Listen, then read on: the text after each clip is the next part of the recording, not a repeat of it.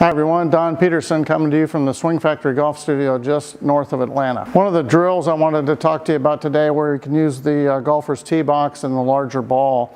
I want to talk to you about release. And one of the problems I see with a lot of students is they have a strong grip sometimes, a really strong grip where the grip is turned way to the right, which closes the club face and allows players to close the club face when they come down, so much so that it could hook.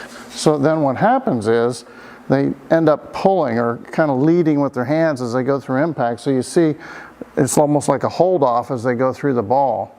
And what I want you to do is I want you to learn how to let the club release through impact, all right?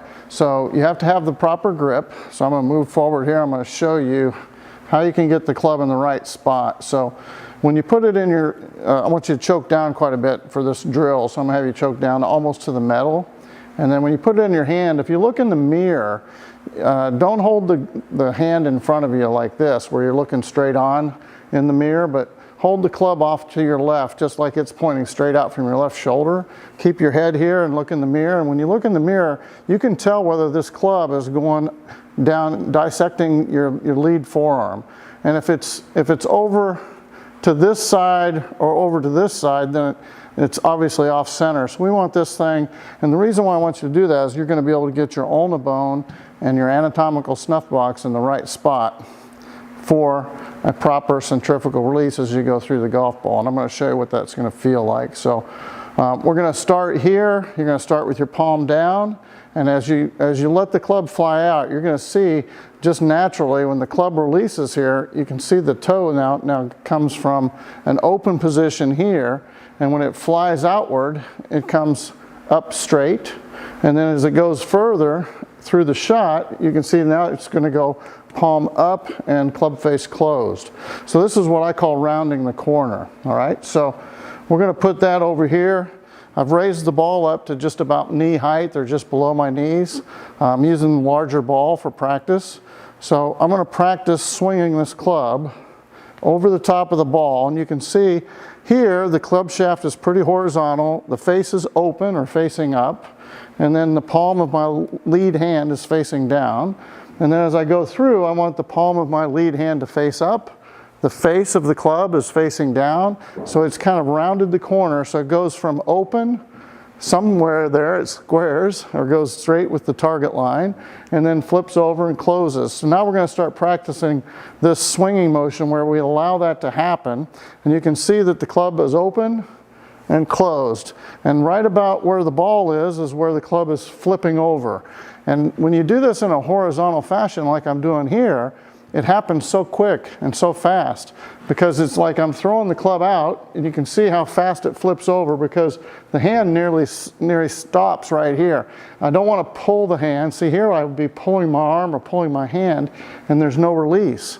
So I want to throw it out and over, and that's what this allows me to do by putting it horizontal. If I'm swinging up and down, sometimes that up and down pulling motion causes you to go through the golf ball like this, and you can see how there's no release of the club head. So then what people do is they try to flip at it with their right hand, and they don't get the natural rolling of the lead forearm and the natural release of the club head like you do when you're doing a horizontal swing with the ball at knee height. All right, so here's the practice. Over the top of the ball several times. You can do this one-handed.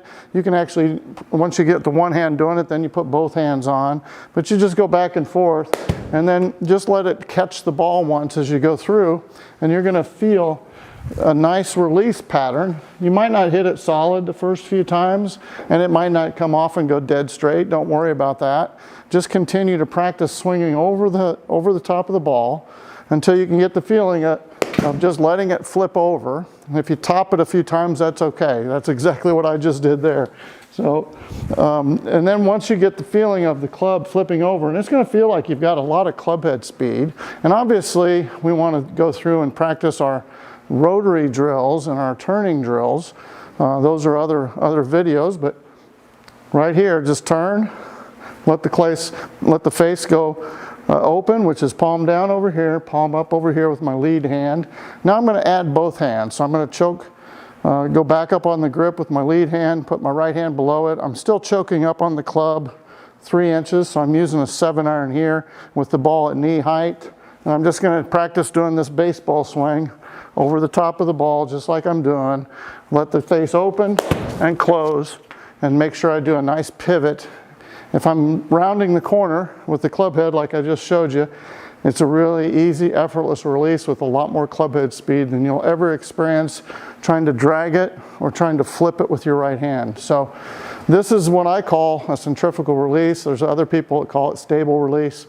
There's different things that, it's funny how when you look at it in slow motion, it hardly looks like your arm is turning as you go through the golf ball. It looks like there's hardly any rotation at all, although you do see the club head go from open to square to closed. When you actually swing the golf club, it feels like it flips over just very rapidly. It's a very quick release right through the center of the golf ball, and that's what we're trying for longer distance and more accuracy. So it's great to practice this at knee height with the golfer's tee box and the larger training balls that come with the tee box. And then once you get that feeling, you can lower it down. I've got this on a 3-inch riser right now, so I could then lower it down, take the riser out of there, lower it down, and now practice the exact same thing over the top of the ball a couple times with left hand only. Let the club hit the ball as you're going through. Just feel that natural release. Then put both hands on and practice going back and forth, feeling a very natural opening and closing of the club face for, like I said, more distance and more accuracy. Let me know how all this goes for you. Obviously, for more information about the golfer's tee box and where you can get that, check the link below or go to the website swingfactory.com and click on Miyagi for Golf or the golfer's tee box.